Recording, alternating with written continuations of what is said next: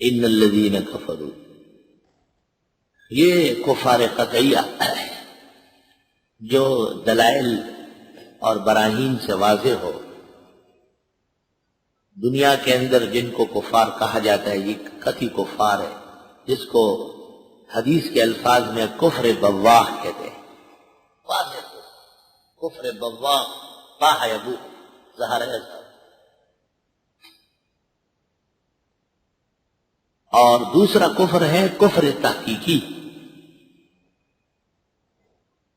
تحقیقی کفر، جیسے شیعوں کے متعلق الگ تحقیق یہ ہے کہ یہ بھی روافض ہی کی ایک برانچ ہے، اور سلف نے جو ان کے بارے میں نرمی کی ہے یا تو تفضیلیہ کا بہانہ ہوا ہے یا تقیہ کی وجہ سے عقائد مستور رہے یا حالات سازگار نہیں۔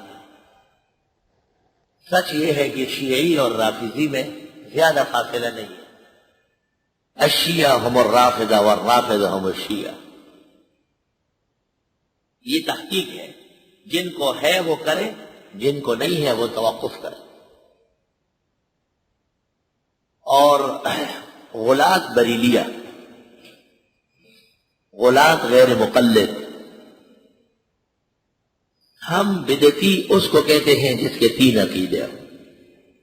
ایک عقیدہ بشریت نبوت کا انکار، اور اس پر اجماع امت ہے کہ نبی کی بشریت کا منکر کافر ہے۔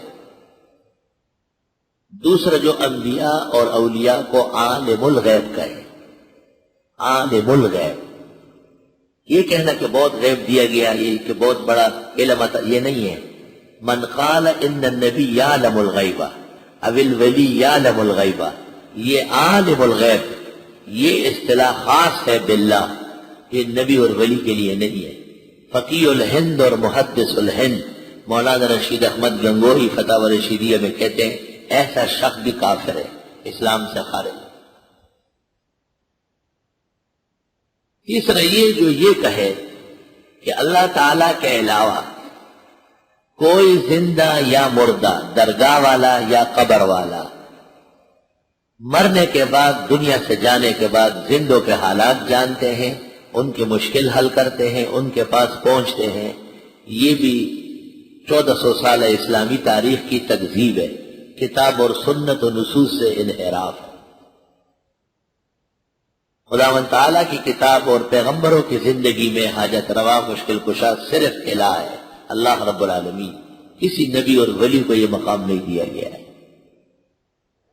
باقی چھوٹی چھوٹی باتیں ہیں، اصل بنیادی اساس مسائل کے لیے اس عاجز اور فقیر کے نزدیک اصل مسئلہ ایک ہے، اور وہ بشریت کا ہے۔ انبیاء علیہ السلام کی بشریت عام دنیا کی بشریت سے سربلند ہے۔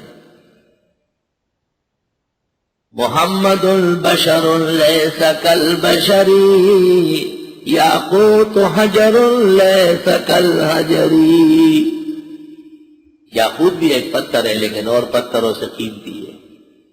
یا نساء النبی لستن کاحد من النساء، پیغمبر کی بیویوں کو کہتے ہیں اے پیغمبر کی بیویوں تم اور عورتوں کی طرح نہیں ہو، عورتیں ہوں لیکن اور عورتوں کی طرح، یعنی ان سے اچھی ہو، بہتر ہو۔ جب پیغمبر کی وجہ سے پیغمبر کی بیوی کائنات کی عورتوں سے بلند ہے تو خود پیغمبر کی بشریت و انسانیت یقیناً وہ خلاصہ ہے، عطر العطر ہے، روح الروح ہے، سر الاسرار ہے۔